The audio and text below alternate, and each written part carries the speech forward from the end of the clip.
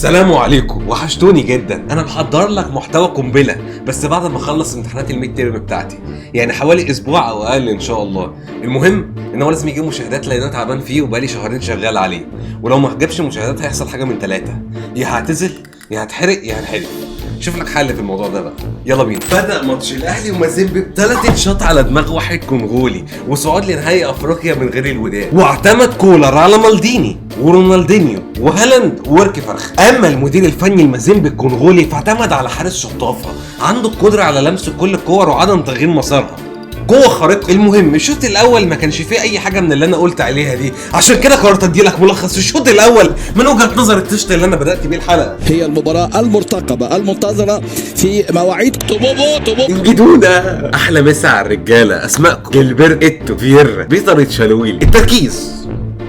ايه العبط ده؟ لسه الماتش ما بدأش يا عم. اوعى تكون فاكر ان نقدي ده كان عقوق ولا حاجه يا جدو، ده عشان ترجع تشطف القاره بس. بوزي وسوزي وكلنوجي وجودي، احنا بنلعب مدرسه العباسيه بنات ولا ايه؟ مررها من اليمين والحقها من الشمال. ايه؟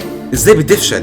انا لسه متعلمها في كيفيه عمل فنتات الجندوز امبارح. احنا مش عارفين نوقفه ليه؟ كفايه جلد يا بيه، انت بتجري بكرباك. لو باور، عايز بخت شحن يا شقيق. مدرسة الحكمة والإصرار تحمينا من غدر الأشرار. أنا كوبري، وفي رواية أخرى إنجازات، وغيرت حياة كوكا بعد ما خليته يوصل في 5 ثانية أسرع من الأول. ثانية واحدة ممكن تمشي وتسيبنا في حالنا.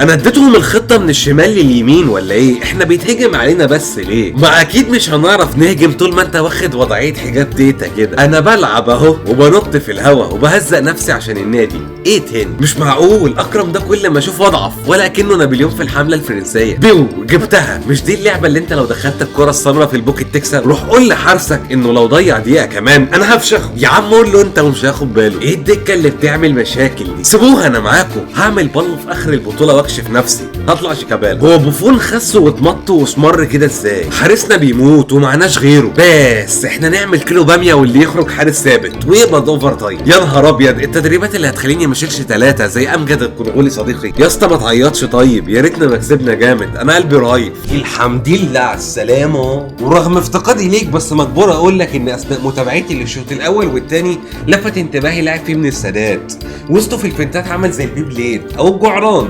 لو هو في المود بياخد من ليو ميسي، ولو براه بياخد من ليو اوباما. احمد عبد القادر. وما لقيتش سبب لكل ده، وده اللي خلاني الجا للصحفي الكبير ابو المهازل.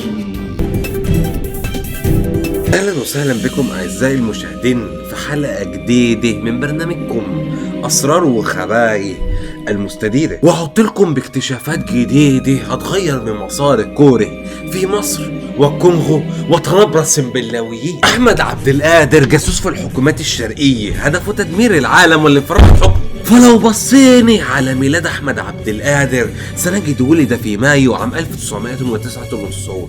مايو 1999 هو العام الذي حدثت به الحرب الهندية الباكستانية كارجيل التي انتهت بانتصار الهند مهرجان لمحات من الهند في مدارس الدهلية التي بها مركز السنبلاويين، التي بها قرية طنبرة التي أتى منها أحمد عبد القادر. أرليه نيبورتا ميني. طب خد الغويطة. في عام 1999 عين فلاديمير بوتين كرئيس لوزراء روسيا التي أسست الاتحاد السوفيتي الذي حارب تشيكوسلوفاكيا التي منها دولة التشيك، والتي بها نادي سبارتا براغ الذي لعب له أحمد عبد القادر في عام 2018 هو العام الذي حدثت به الانتخابات الروسية التي فاز بها فلاديمير بوتين غورباتشوف. طب خد النهي السريع. في عام 1999 حدثت في منطقة خيطان الكويت أحداث شغب بين العمال المصريين والبنجلاديشيين.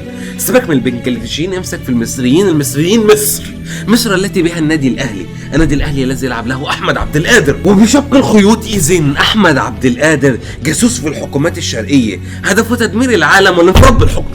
بشكر الكابتن الكبير اللامع مهند على الاستضافة العظيمة دي، وبوعدكم بالظهور في حلقات جديدة من برنامجكم اسرار وخبايا المستدير. سلام، الحمد لله على السلامه. جه الوقت احكي لك عن اللي حصل في الشوط الثاني. الشوط الثاني كان شوط فاجر ورهيب كله اثاره. بدات في الدقيقه 68 بعد ركنيه من الزغلول توصل لمحمد عبد المنعم اللي يزهق من الرجاء والوداد، فهوبا حط في مازيمبي 1-0 للاهلي. وبعدها بتبيج جوال كل ربع ساعه لحد ما وصلنا للدقيقه 83 عرضيه من معلول بيه توصل لاسامه اخويا اللي يعمل مقصيه والزمن يقف عندها عشان دقت من الجمال ومعرفتش اكتب جول اكرم توفيق.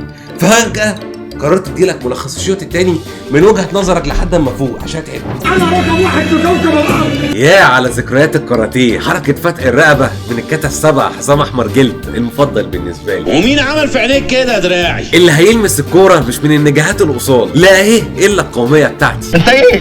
انت متحسس يا اخي؟ انت مش بني ادم. اهرب بقول لك، دول ناويين يجيبوا فيك جوال بكل حاجه، كل حاجه يا ايمن. في ايه؟ انا بجري بكره رمسيس الثاني، انتوا متربصين لي كده ليه؟ هو عمل بايده كده ليه يا اسطى؟ هو كان ناوي يطير، ولكنه كان لا يعلم ان فرحته لن تكتمل. يا لهوي يا لهوي يا لهوي.